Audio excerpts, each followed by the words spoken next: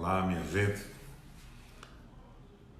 Estou aqui para conversar com vocês hoje um pouco sobre o projeto contra o abuso de poder de agentes públicos que eu relatei no Senado e que foi ontem aprovado de uma forma magnífica pela Câmara Federal. Esse projeto não é novo, ele tem mais de 10 anos.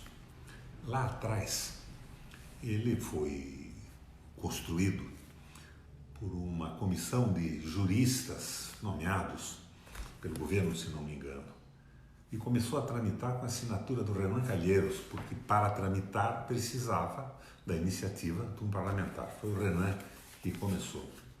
Ele ficou 7 anos parado, não foi para a comissão, não teve relator nem nada. Em determinado momento, o Senado resolveu discutir esse projeto e eu fui escolhido para relatá-lo. Tomei todos os cuidados possíveis.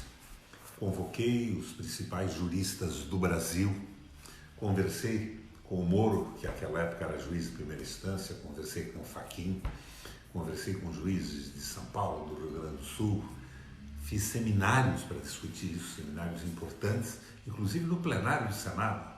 Lembro de um com a participação do Moro e do Gilmar Mendes, tivemos um grande debate. E eu construí um projeto equilibrado, sério, para acabar com os abusos de agente público. Agente público pode ser o fiscal de rendas do município, o fiscal de rendas do Estado, da União, pode ser um parlamentar, pode ser um juiz, um promotor, um delegado de polícia, alguém que com o munus público se vale do seu cargo para uma vantagem própria, política, partidária, não obedecendo à legislação. Eles estavam acima do bem e do mal. Um promotor podia, por irritação pessoal, desafiar e dificultar a vida e a administração de um prefeito do interior. Um fiscal de renda poderia perseguir um contribuinte porque não gostava dele, criando dificuldades enormes, obrigando o sujeito a se defender na justiça. E ele, apesar da arbitrariedade criminosa, estaria sempre impune. Esse projeto acabou com isso. Este projeto moraliza a atividade do agente público e acaba com a arbítrio. Ele defende a cidadania, defende você que está me escutando agora aí. Agora eu vejo uma gritaria, querem impedir os inquéritos de combate à corrupção. Não, nada disso. Nós queremos acabar com a corrupção do agente público, utilizando o cargo para perseguir cidadãos. É um projeto em defesa da cidadania. Foi esse o espírito do projeto que foi aprovado no Senado e que ontem à noite foi aprovado com 330 votos a favor, 130 contra na Câmara Federal. Um bom projeto, um belo projeto. E não impede combate à corrupção de forma alguma. Impede o arbítrio, impede a perseguição. A Lava Jato foi saudada por mim. Fui eu que convidei pela primeira vez o Sérgio Moro para fazer um depoimento na Comissão de Constituição e Justiça do Senado. Nós estávamos entusiasmados com aquilo.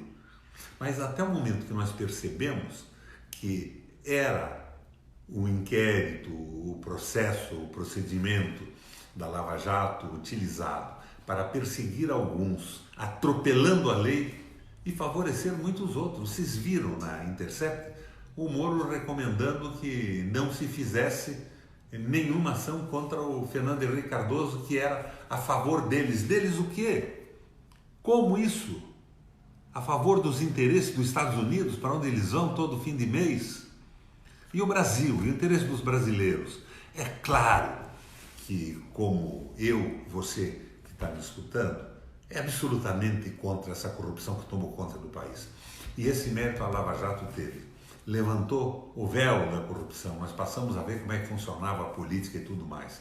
Mas atrás disso tudo tinha os interesses geopolíticos. Vocês viram? O Lula está preso, mas eles entregaram o petróleo, eles estão entregando a água, eles acabam com o direito dos trabalhadores. Agora o Guedes quer começar a leiloar nossas reservas cambiais. Minha gente, estão acabando com a soberania do nosso país.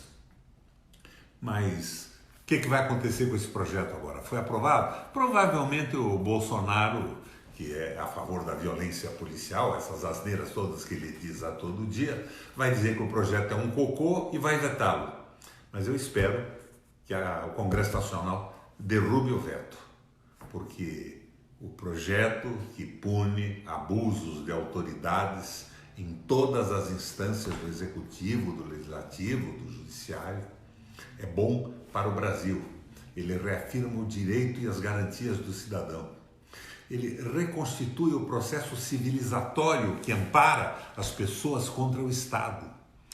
Estado, qualquer governo que tente atropelar a justiça para atingir os seus objetivos, que podem não ser os objetivos permanentes do país, estarão contidos nesse projeto com as limitações e a criminalização dos abusos.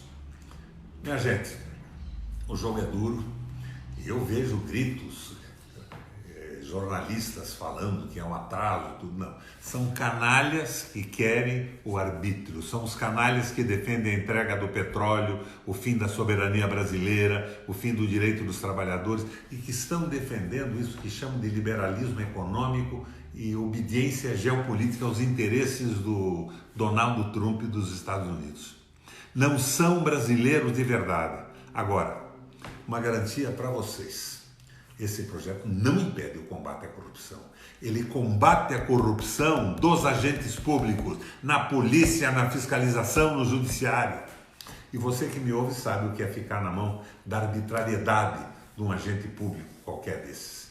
É uma coisa simplesmente terrível, inventando restrições, muitas vezes para vender facilidade e outras vezes só para mostrar a sua autoridade.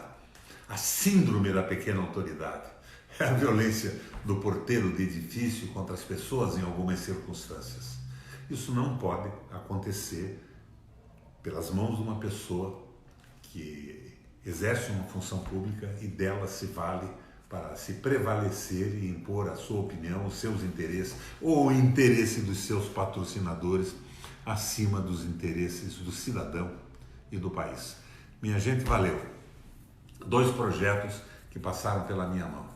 Este, que eu relatei, na verdade, construí um novo projeto discutido com o Brasil, e o outro é o direito de resposta na mídia. Um cidadão ofendido pela Rede Globo, por um jornal, por uma rádio, tem direito de exigir imediatamente a retratação e colocar a sua posição. O cidadão não pode ser humilhado pelos detentores do poder econômico que comandam a mídia, comandam a imprensa e agora comandavam também o Judiciário e o Ministério Público. Mas não é só o capital que manda nessa gente, a visão do liberalismo econômico, é o espírito corporativo. O sujeito faz um concurso, se transforma num promotor, no dia seguinte ele quer se colocar acima da sociedade e do direito. E eles, com o poder que têm, vão transformando isso em benefícios pessoais. Veja os salários do judiciário, do próprio parlamento, dos políticos, o salário dos juízes, vão pressionando corporativamente acima dos interesses da sociedade que deviam servir. Eu acho que eles são importantes. Nós temos que valorizar o judiciário, valorizar o Ministério Público, desde que andem na linha e nos limites do direito. Agora, a minha posição pessoal, a luta contra a corrupção não pode ser encerrada. Mas vocês viram no Intercept, na transcrição daqueles diálogos, como é que eles se comportavam? De uma maneira simplesmente terrível. E eu sei o que tentaram fazer comigo aqui no Paraná. Eu fiz uma guerra contra o absurdo do pedágio, que já botou Richa na cadeia e a metade do governo dele. Mas eles conseguiram, no mesmo grupo, eleger o Ratinho e atribuíam os membros do Ministério Público corrupção ao meu governo, sem explicitar. Houve em todos os governos. No meu, não. No meu, não. Eu sei o que é esse pessoal tentando se contrapor a você com o apoio da mídia de direita financiada pelos interesses econômicos. Nós temos que pôr um freio nisso. Agora, encerrar o combate à corrupção, não.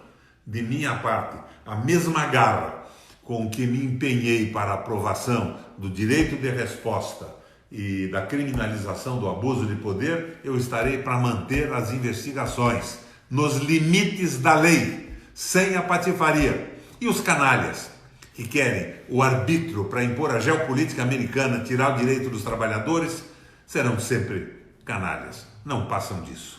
Um abraço a vocês e um bom dia.